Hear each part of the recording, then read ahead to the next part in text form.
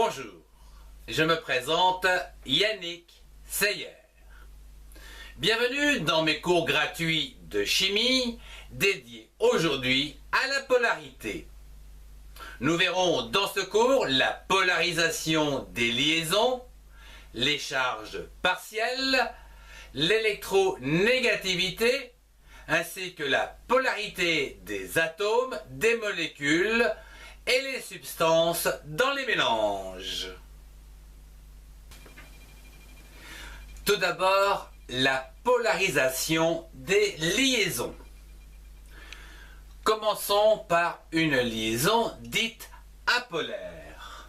Donc, une liaison apolaire. C'est quoi? Eh bien, dans une liaison entre deux atomes de même nature, comme par exemple A2.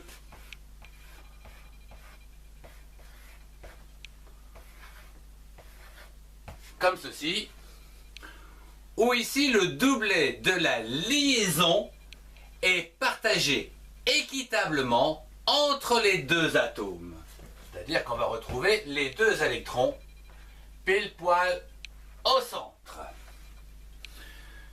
C'est donc une liaison dite apolaire, comme par exemple le dihydrogène, H2.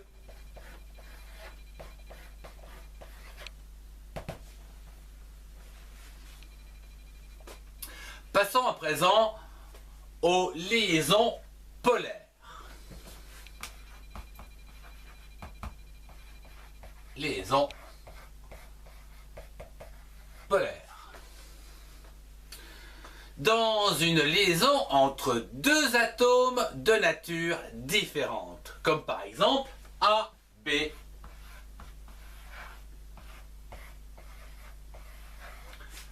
Comme ceci. La liaison est dite polarisée lorsque, un des deux atomes est plus électronégatif. C'est-à-dire que l'un des atomes attire fortement les électrons de la liaison. Comme par exemple, comme ceci. De manière à avoir donc les deux électrons ou le doublet le plus proche d'un atome qui est dit donc plus électronégatif. Je vous renvoie à l'électronégativité dans mon cours. Ici, c'est donc une liaison polarisée, comme par exemple l'acide fluorhydrique, FH. FH. Ou ici, bien sûr, l'attraction vers le fluor est très importante. La polarisation des liaisons des molécules est donc liée à l'électronégativité des atomes. Dans le tableau périodique, que je vais schématiser comme ceci, voilà, le tableau périodique, la variation de l'électronégativité converge toujours vers le fluor, qui se situe ici. Voilà l'atome de fluor, qui est l'élément le plus électronégatif, donc le plus attracteur des électrons, le plus attracteur d'électrons. Ainsi, sur une ligne, l'électronégativité augmente de gauche vers la droite. Donc, sur une ligne. Voilà. Et au niveau d'une colonne, l'électronégativité augmente de bas en haut.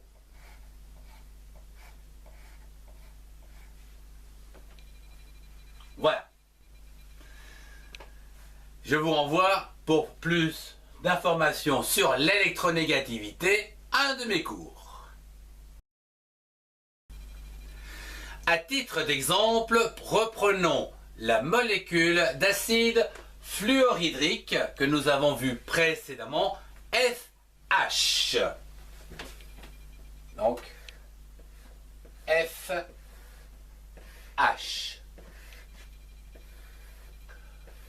Comme ceci. Ou ici, le fluor est bien sûr, comme nous l'avons vu, l'élément le plus électronégatif. Puisqu'il se trouve juste ici, c'est bien sûr, par définition, celui qui sera toujours le plus électronégatif.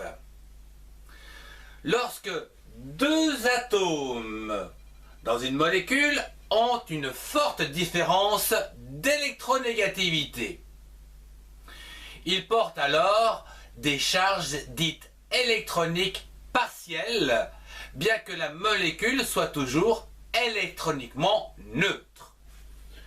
Et nous notons donc ces charges partielles avec un petit delta, comme ceci, moins pour le fluor, puisqu'il est plus électronégatif, et delta, plus pour l'hydrogène, qui se trouve donc ici. Et bien sûr, il est bien sûr le moins électronégatif. Passons à présent aux substances. Les molécules polaires donnent des substances polaires par attraction des charges. Par exemple, AB, qui est ici, donc avec des deltas. Voilà, avec, on va dire, delta négatif et delta positif. On va prendre donc dans cette substance, donc AB, ici, donc une deuxième molécule, donc avec les charges partielles comme ceci. Ici, nous avons ce que l'on appelle une attraction. Je vais mettre ici en vert. Voilà. Ça, il y a donc une attraction. Ce qui va donc au final donner donc une substance qui va donc pouvoir se mélanger correctement. En effet, je voudrais terminer par ces fameuses substances polaires, comme par exemple l'eau et l'alcool, qui peuvent se mélanger. Ce qui va donc, par une représentation, donc une substance polaire, serait donc modélisée. On va prendre par exemple, on va dire l'alcool. L'alcool, on va la mettre en jaune, comme ceci. Voilà. Alcool. Voilà. Et je vais prendre de l'eau.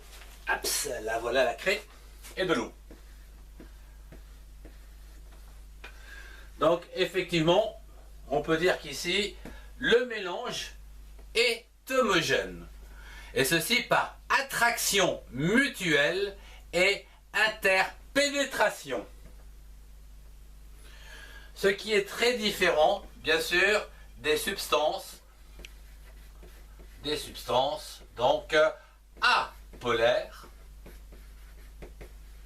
comme par exemple de l'eau et de l'essence.